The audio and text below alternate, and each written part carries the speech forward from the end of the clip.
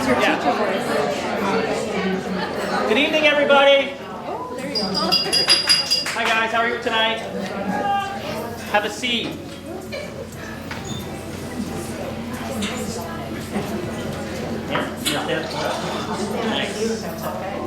Just want to thank everybody for coming out tonight. Myself and the board really appreciate everything from everybody here. We're going to give out these checks. We're going to give up the checks if you want to come up here and just kind of say a little bit about your association, what we do for you on a yearly basis. That'd be great. We're going to start with the Visiting Nurses Association.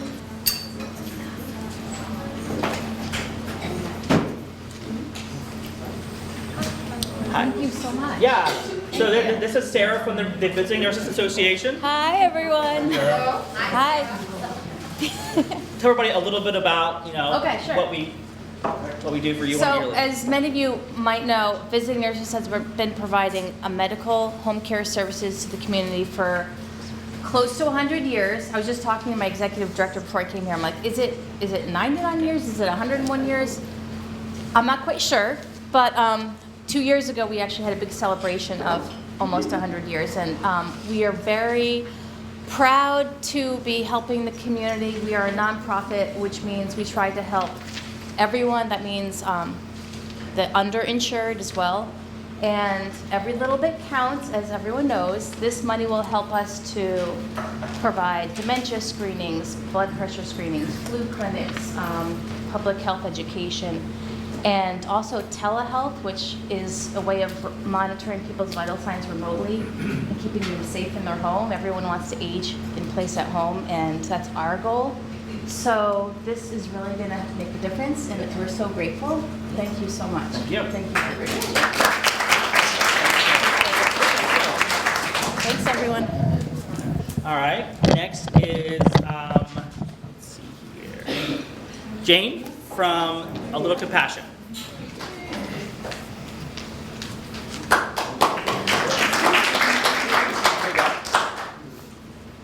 Well, this is our first year being is it? involved in this. Yes, we're a brand new nonprofit called Little Compassion that we started. Actually, we incorporated in May of last year, so we're not even quite a year old. But our main mission is to provide supports and social opportunities and employment for young adults with autism and other developmental and intellectual disabilities. Our main program is to open a coffee shop. It's going to be called the Nest Coffee House. It's opening very soon in Deep River. We've got over 20 young adults that'll be working for us from Glastonbury to Ivoryton and Essex and Deep River and Chester and across the river. And we're really excited. We also have a gatherings program where we provide social opportunities of specially designed for the unique interests of a lot of these young adults who have quirky interests. And we had a lot of requests for more arts type programs and creative arts. So what we are going to be doing with this grant money is to create a puppetry program, which will provide these guys with an amazing creative opportunity to create puppets and for us to learn how to do that and be able to continue it after this initial period what the grant is going to provide. So thank you. Yeah, thank you. Thank you.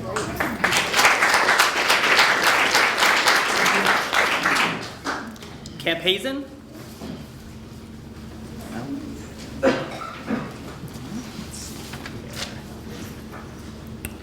Abigail from the Community Music School. The Connecticut River Museum. Roger Wright. Thank you. Thank you. Appreciate it very much. Yeah, you want to tell a little bit about?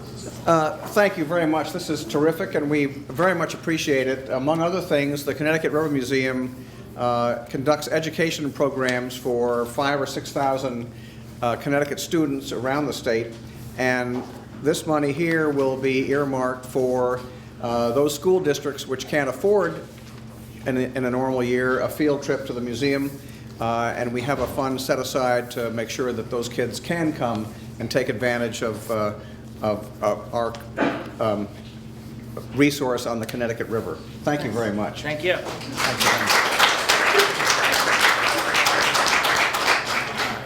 The Essex Boy Scout Troop 12.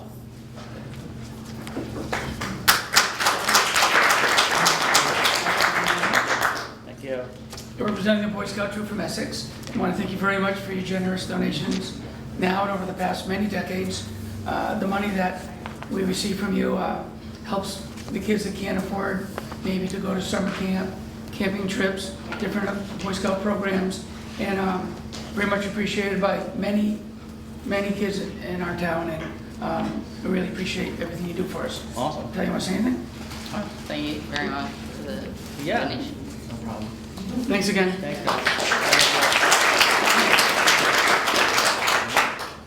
The Cub Scouts?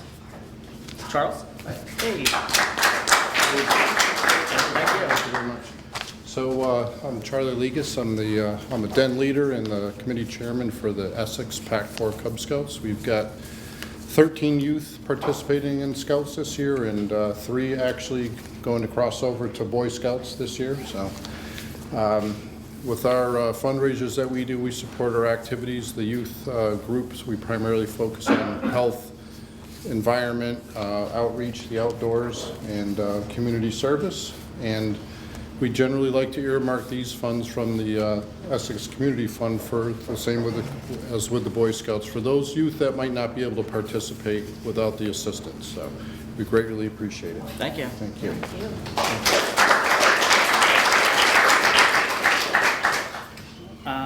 Suzanne from the Essex Elementary School.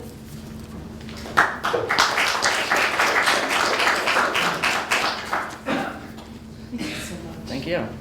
I'm the school nurse at Essex, and what we do, Marjorie, who's a counselor, myself, and our principal, is the socioeconomic climate has changed within the Essex area.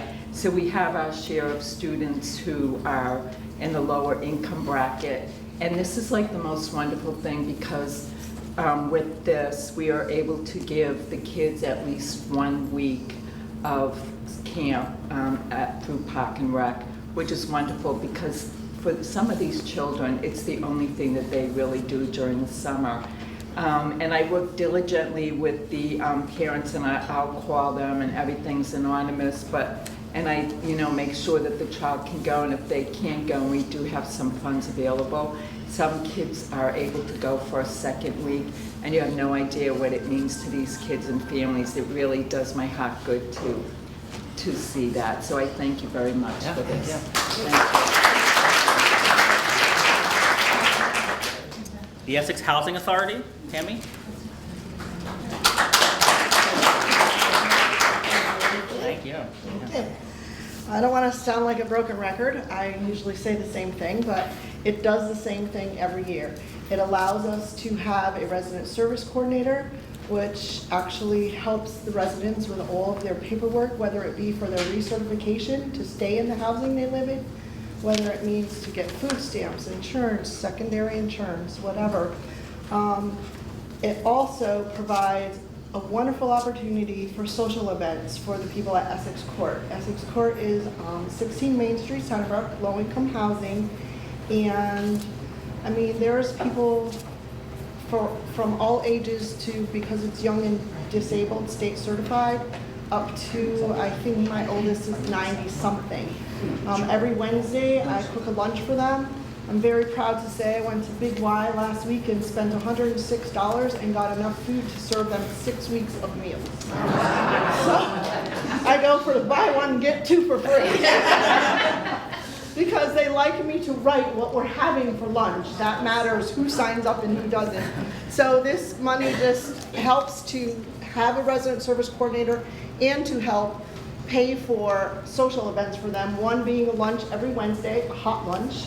And the second social event is always bingo. They love bingo, and they requested no tchotchkes. It has to be practical items. So I just go to Dollar Tree, and they're thrilled to death. So thank you very much for this. Yeah. It's always put to great use. Yeah. Thanks. Okay, next is accepting for fish, Frank, which is a board member with the Community Fund. There you go. Well, Fish is very appreciative of this money coming to the organization. I've been a volunteer with Fish since 2010, And we basically provide rides to medical appointments, covering an area from basically residents of Essex, Deep River, and Chester. And we will provide a ride to in an area basically coming from New London to Guilford and north to Middletown. And there are no requirements. All the person has to do is to call their answering service. I think it's the day before. I have to say I'm not involved in those details, but they call it day before. They leave a message, and then basically what happens as a driver, we basically drive, well, usually one day a month. We get assigned a date, and then the day before we find out who we're going to be driving. We contact them, just finalize the arrangements in terms of obviously where they live, take them to their medical appointment, and then bring them home. And we serve a lot of people who either for whatever reason don't have the ability to get there, unable to drive, or they don't have a car, or whatever the case may be. But anyhow, thank you very much. Thank you. Next is Lucy from the Gilead Community Services.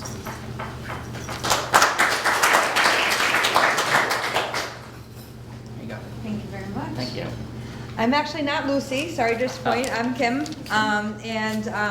Gilead's been around for 51 years, and I've been proud to say that I've been with Gilead for 20 years of those. And this funding will help people that might not necessarily have seek out help when they're struggling with different illnesses that are going on as far as mental health because of the stigma. So this allows people to come into our outpatient clinic that otherwise wouldn't have, and ultimately, save lives and know that they're okay and that there's hope in the future. So thank you very much. Thank you. All right, Jackie and or Donna from the Iverton Library Association. You've got Elizabeth. Oh, sorry, you're right. Elizabeth from the, yeah, there you go. Library. Yes. I've been at the library for not 20, maybe 18 years, and we're actually seeing this interesting thing cycle coming around. When I was first starting there, I was the children's librarian. I was there for 10 years as the children's librarian. I've been director for 17 or so. And we see, it's a reflection of what's happening in our neighborhoods. We see this ebb and flow of the children coming in. That my children were very young when I first started there, and now they're in their 20s. And I'm one of those people that keeps the elementary school small, that they've moved out, but I still have my house. I haven't sold it to a family with young children yet. And so we see that this happens in general. And when I first started there, it was like it just sort of bloomed, the number of small children that we had, and then they went to the juvenile, they went from the picture books to the juvenile fiction to upstairs to the young adult novels, and then boom, they're out. And we're just now seeing this is blooming again in the preschool age. And so this money is earmarked. I've said this before about the Iverton Library, that we're really patron driven. We're small, we have limited shelf space, we have limited budget, we can't just sort of get everything for anybody. We have to get what the people want. And so things, just as the patronage flows, so does what we spend our money on. And now we're noticing so many more children, and parents are asking for certain things, children seem interested in certain things. So this money is going to be earmarked for specific programs that we're finding children are very interested in. Preschoolers really love music programs. Well, I can go down there and sing Little Red Caboose a few times, but no, we need to bring in somebody who really knows what they're doing. They play guitar. And then the older kids are getting into coding, especially a lot of the girls. Isn't that great? And so we're picking up some things to do that, and we're trying to figure out how to do programs for that, but we need a little cash for that. So I thank you for that very much, and thank you all.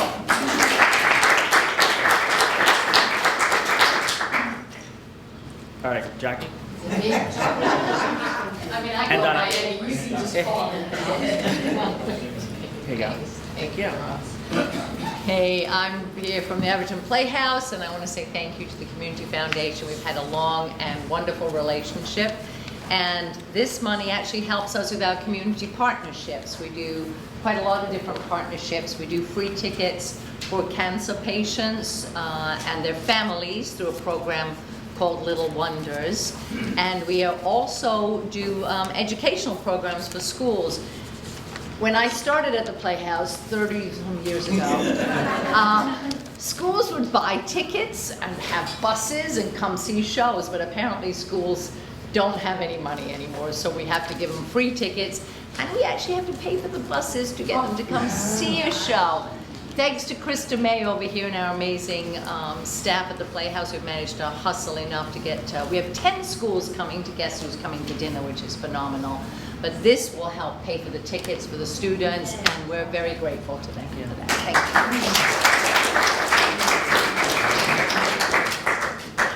you. All right, next, Region 4 Foundation, which is Tammy again. Second round. Yeah. Thank you. Yeah.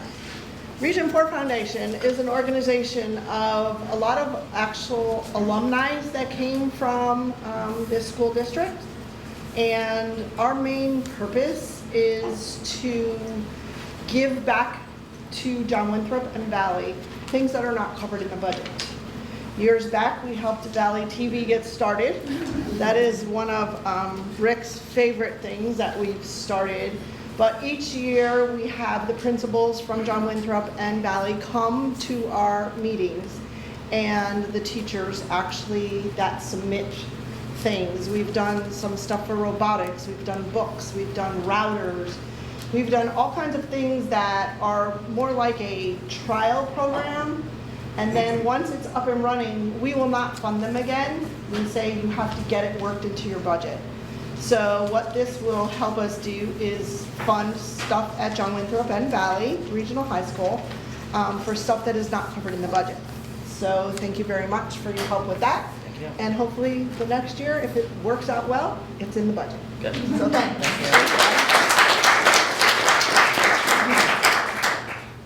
Shoreline Soup Kitchen. Victoria from Teen Zone.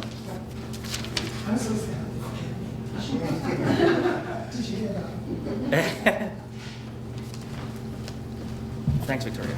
Thank you very much. Cheers. Yeah. Hi. I think some of you know me, but I run a program called Teen Zone, which is a self-esteem program for young ladies between 13 and 18.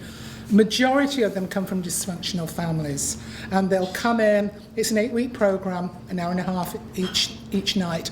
They'll come in not knowing anybody and being a bit frightened because of those kind of costs. But by the time we get to 3, what's your number? You know, I only have 2 rules. One of them, you cannot use your cell phone.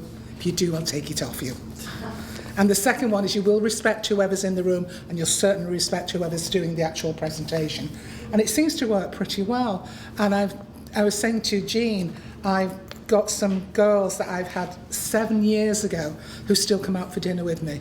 And I still see them sort of in the street, and it's like, hi, because I always think they're going to ignore me because they think, they've been in this program, and but they don't, and that's really nice. And so the money we get from this check allows girls that just can't afford to come, generally speaking. So just like, come on in, it's fine.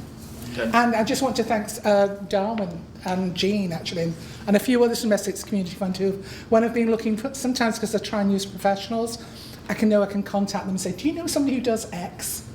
And so that's been great, and thank you. Thank you, Darwin, wherever you are. Over there. Oh, you're there, thank you. So thanks very much, Rob.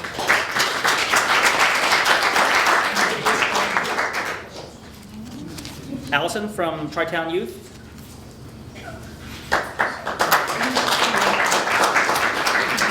Thank you. Yeah. Well, we're very grateful to receive this gift from the Community Fund. Tri-Town provides programs and services for families and children.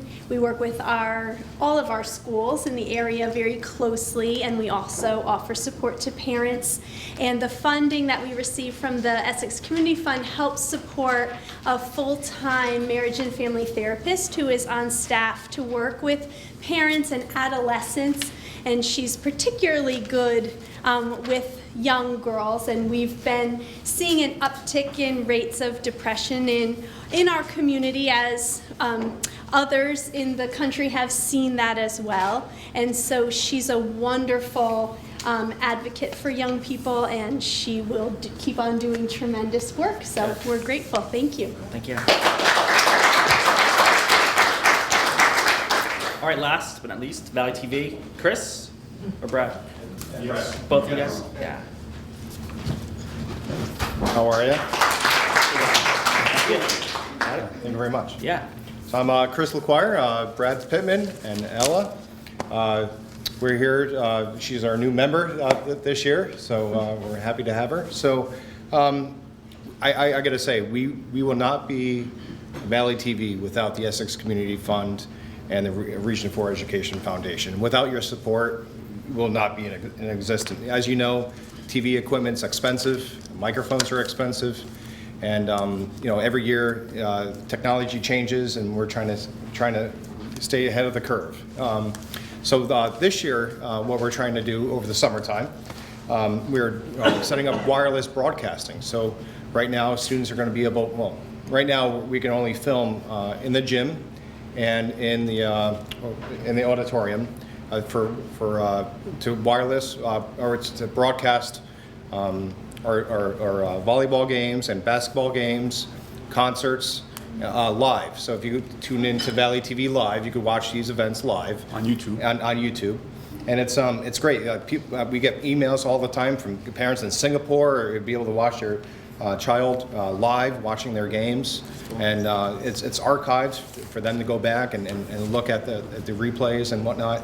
It's really great. So this year we're extending that.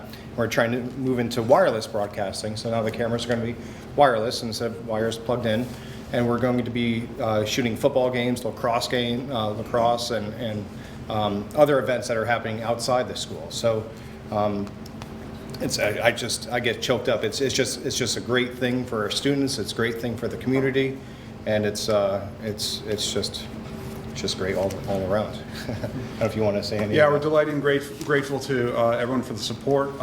He hit just about everything, but we're also excited this year. We've managed to get this to grow in personnel as well as technology. We've got a new program underway where kids are going to be able to take independent studies in broadcast television production with us. They're going to get credit for it. It's going to serve as a class.